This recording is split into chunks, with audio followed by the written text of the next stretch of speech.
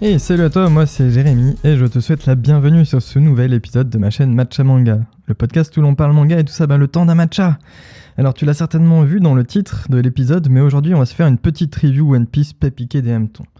Alors d'ailleurs, j'ai vu tes retours sur Instagram concernant la fréquence de ces reviews, le message est passé et donc comme je suis ton serviteur extrêmement dévoué, eh bien je vais essayer de les faire plus fréquemment, quitte à ce que comme cette semaine tu aies 2 épisodes. Et puis bon, allez, minute ego boost, je me dis que tu aimes quand même quand je te parle, et donc forcément ça me fait extrêmement plaisir. Allez, trêve de blabla et partons sur les chapitres 1127 et 1128, qui sont sortis tout récemment et qui enclenchent l'arc qui succède au fameux incident d'Egghead.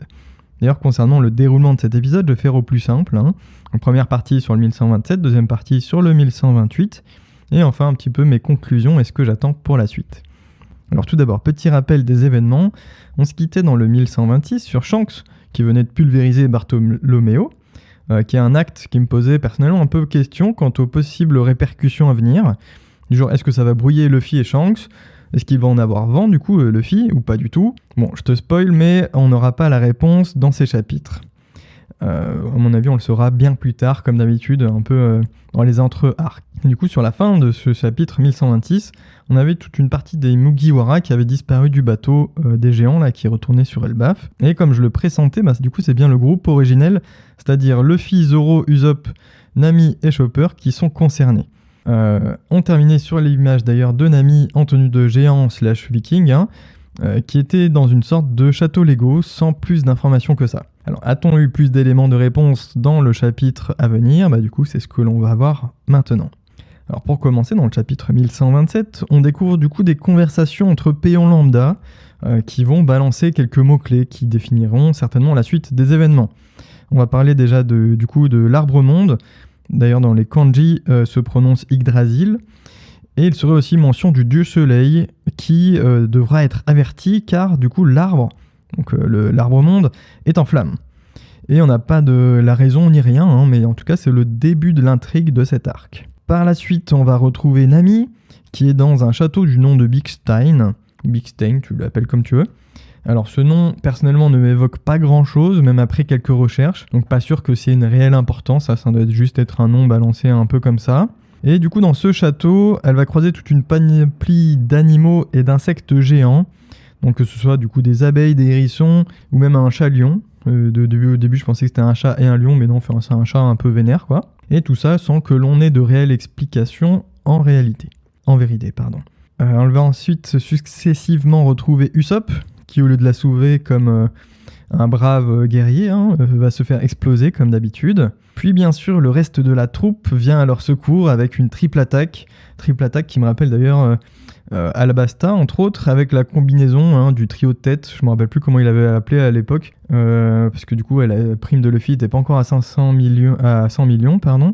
Mais ouais, on avait aussi pareil sur Thriller Bark où c'était le 500 millions attaque, je sais plus comment ils avaient appelé ça, mais c'était plutôt stylé. Et d'ailleurs, Alabasta, c'était contre une espèce de lézard des sables, il me semble, ou c'était quelque chose... en tout cas, c'était passé dans le sable. C'était plutôt cool. Bref, en tout cas, c'est une double page qui me fait extrêmement plaisir. En plus, on va les voir par la suite avec leur nouvelle tenue de géant, qui est plutôt stylée, d'ailleurs. Donc ça fait plaisir. Enfin, typé géant, pas de géants, parce que ce ne sont pas des géants. D'ailleurs, petite remarque au passage, mais dans cette action, on n'a pas de Chopper. Est-ce que ça voudrait dire que finalement il est sur le navire, mais qu'on l'avait pas montré, ou plutôt, comme je le pressens, c'est que il est soit perdu, même si en général c'est Zoro qui est perdu et pas Chopper, ou alors il a été capturé. Bon, ça lui arrive un peu plus souvent par contre. Par ailleurs, oui, je l'ai pas précisé, mais l'absence des Mugiwara, du coup, serait causée certainement par de l'absinthe, qui leur a fait une espèce de blackout, donc n'abusez pas de l'alcool, tout ça. Est-ce que c'était intentionnel de la part de la personne qui les a servis ? Alors, c'est-à-dire qu'il y aurait une espèce de genre de géant un peu mal intentionné sur le navire, qui aurait du coup drogué les Mugiwara. Est-ce que c'est la prémisse d'une faction ou d'une guerre de clans ? Peut-être, je sais pas, en tout cas, mais ça peut supposer pas mal de choses, ou c'était juste... ça me paraîtrait un peu bizarre que ce soit juste quelque chose d'anodin, en tout cas.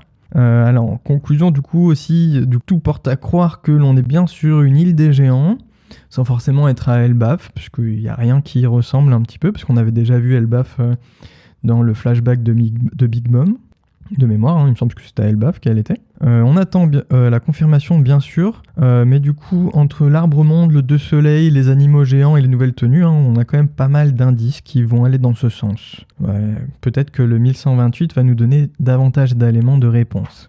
Mais avant de passer au chapitre suivant, mini instant promo, tu t'y attendais pas, hein, j'en suis sûr. Allez, je t'embête vite fait, mais pour me soutenir. S'abonner à ce podcast et ou à ma chaîne YouTube, parce que je te rappelle que tu peux retrouver une petite vidéo sur YouTube. Tout ça, ça te prend pas plus de 5 secondes et en 2-3 clics, hein, c'est fait. Du coup, ce qui est pour toi un investissement rentable, car en plus, de cette façon, tu seras au courant de tous mes prochains épisodes. Comme ça, tu n'en rates pas. Et ça, c'est chouette. Et maxi régalade, évidemment, c'est si jamais en plus de tout ça, tu me laisses un 5 étoiles avec un commentaire. Là, clairement, tu me mettrais au top. Merci encore à toi pour ton écoute et passons maintenant du coup au chapitre 1128. Alors dans ce début de chapitre, on va découvrir que nos amis sont aussi intrigués que nous, hein, par les lieux qui ressemblent un petit peu à des Lego, hein, comme je te l'avais dit au préalable. Et du coup, nos amis vont partir en quête d'informations auprès de la population locale. Limite un petit peu à la manière d'un RPG classique, hein, j'ai envie de dire. Et personnellement, un peu comme Luffy, même carrément comme Luffy, je sens que ça sent excellemment bon l'aventure. Et moi j'aime bien les arcs d'aventure. Par la suite, ils vont donc rencontrer une espèce de garde. Un garde qui n'est pas un géant, je le précise, il est grand, mais ce n'est pas un géant. Et qui va les renseigner du coup sur le Chalion qu'ils ont défoncé auparavant et qui serait malencontreusement une sorte de divinité des environs. Donc que les Mugiwara commencent à défoncer ou à faire des trucs improbables, ça n'est pas une surprise. Bref, en tout cas, ils sont tout gênés de l'apprendre en tout cas. Et de plus, il va leur parler du temple du Dieu Soleil et de gardiens en plus qui le protègent, ce qui a évidemment provoqué chez Luffy un besoin immédiat de s'y rendre au plus vite comme à son habitude. Et après, par la suite, on a pas mal de révélations qui vont s'enchaîner en quelques pages. Alors tout d'abord, les Mugiwara vont découvrir qu'ils sont en réalité sur une espèce de plateau de jeu, enfin dans une espèce de plateau de jeu. Alors c'est pas eux qui seraient grands ni le reste, mais ce serait plutôt du coup qu'ils auraient été rétrécis, un peu à la manière d'un...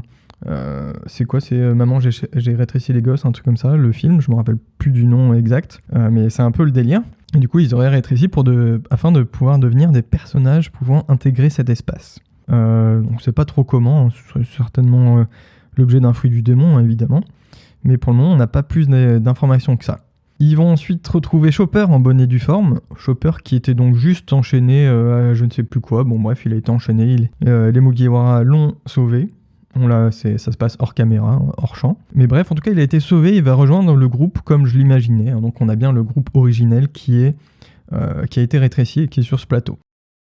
Ils vont tomber aussi sur les gardiens du temple, donc les fameux gardiens, qui sont d'ailleurs des animaux, enfin d'autres animaux, et du coup ils vont leur botter le cul, hein, vite fait, bien fait, comme d'habitude.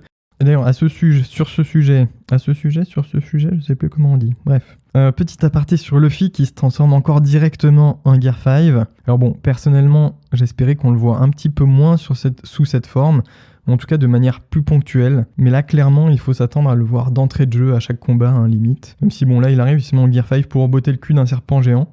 Bref, je trouve ça un petit peu dommage, car ça démystifie clairement la chose. Mais bon, c'est comme ça, il faut s'attendre à le voir vraiment très régulièrement comme ça. C'est sa nouvelle forme basique, on va dire. Donc, bon, puis ça fait vendre des figurines, tout ça. Puis, est-ce que nous, ça nous fait vraiment plaisir de le voir comme ça ? Alors, personnellement, j'aime bien, mais quand il se passe des trucs en plus, pas juste pour éclater... des gens, j'aime bien le voir agir sur son environnement. Là, c'est pas du tout le cas. Là, c'est juste je me mets en Gear 5 et je te botte des culs. Bref, c'est comme ça. Et enfin, d'ailleurs, on va faire la rencontre du fameux Dieu Soleil qui se trouve être le créateur, sans doute, maître du jeu. Il a un aspect d'ailleurs un petit peu étrange, à la manière des chamans ou vikings, enfin des chamans vikings, ouais, avec son crâne d'élan ou de cerf sur la tête, j'imagine. Enfin, je pense que tu dois à peu près te représenter la chose, mais en tout cas, tu peux juste regarder le chapitre, hein, aussi, ça marche. D'ailleurs, il possède un bouclier et un bâton chamanique. Je viens de me rendre compte que je dis beaucoup d'ailleurs, donc je vais essayer de le faire un petit peu moins. Là encore, tout porte à croire qu'il s'agit d'un géant, mais je n'ai pas forcément la sensation, enfin je n'en ai pas en tout cas forcément la sensation, car il n'est pas difforme, hein, comme l'équipage d'Elbaf par exemple, mais a plutôt une stature classique, voire limite un petit peu noble. Il porte des bottines par exemple, c'est étrange et raffiné et pas du tout ce que l'on attend ou ce que l'on a vu des géants en tout cas. Peut-être est-ce que c'est un géant non combattant ou une espèce de croisée entre géants et humains. J'étais en train de dire pas sûr que ce soit possible, mais on n'est jamais à l'abri de surprises dans One Piece, comme d'habitude, tout peut arriver dans One Piece, et ça c'est ce qui est cool d'ailleurs. Surtout que je rappelle que Big Mom a d'ailleurs... Ah, encore un d'ailleurs, merde. Elle a eu plein de maris, et bon, vu la bête, hein, forcément... bref, tu as certainement compris là où je voulais en venir. On va terminer le chapitre sur Luffy et ses amis qui ont retrouvé et dompté un petit peu comme à leur habitude, c'est un petit peu un running gag. Donc le chat divin qui va leur servir de monture pour retourner dans le monde du jeu. En parallèle à cela, tu as le chaman qu'on a vu, qui est en colère par rapport à leurs actes, puisqu'il faut le préciser, mais à peine arrivés sur le plateau, qu'ils ont déjà foutu un bordel pas possible, tout ça en cassant tout sur leur passage, comme d'habitude, et en maltraitant plus ou moins les pseudo-dieux et gardiens des lieux. Donc on n'a pas trop de mal à imaginer que le bonhomme ou la demoiselle, on ne sait pas, sont un petit peu désemparés en constatant les dommages, surtout qu'ils sont là à peu près depuis 2 heures. Hein. Voilà, ils sont intenables, comme d'hab. Alors, oui, que dire de plus sur ces chapitres ? Eh bien, que ça sent bon l'aventure, mine de rien. Même si je trouve que ce côté plateau de jeu diminue un petit peu mes attentes pour la suite. Enfin, disons que pas sûr finalement que l'on ait une belle saga à venir, un petit peu à la manière d'un Skipea ou d'un Thriller Bark, qui étaient 2 arcs que j'affectionne tout particulièrement. Et ce, contrairement à beaucoup de gens, hein, je sais que pour beaucoup, c'est des arcs qu'ils détestent. Personnellement, ce sont peut-être mes arcs préférés. Parce qu'il y a de l'aventure, tout ça. Et en plus, j'adore Halloween, donc forcément Thriller Bark, ça a été vraiment un arc que j'ai particulièrement aimé. J'imagine que du coup, dans le prochain chapitre, on va continuer sur une pseudo-course-poursuite et probablement sur des compléments d'informations quant au chaman, peut-être quelles sont ses intentions. Je pense pas qu'il va être révélé tout de suite, mais en tout cas, peut-être que ses intentions vont ressurgir. Mais ouais, en tout cas, je suis clairement mitigé sur ces dernières révélations, en tout cas. J'espère que je me trompe, bien sûr. Cependant, j'ai un petit sentiment quand même que la vraie intrigue se passera en dehors du plateau et que nos amis, eux, devront trouver un moyen de retrouver déjà leur aspect d'origine pour ensuite, dans un second temps, retrouver le reste de l'équipage qui, eux, seront dans le vif du sujet. Alors, à voir ce qu'il en sera, bien sûr, dans les prochains chapitres. Et personnellement, si je me trompe et qu'on part sur un giga arc d'aventure, évidemment, moi, je vote pour, parce que c'est ce que j'adore dans One Piece. Voilà un peu qui va clore ce podcast, et un peu tout ce que j'avais à dire sur ces chapitres. De ton côté, tu sais exactement comment me soutenir, donc je n'en dirai pas plus, excepté que tous les liens sont bien sûr en description. Et non, je n'ai plus qu'à te souhaiter une bonne fin de journée ou une bonne fin de soirée. Et puis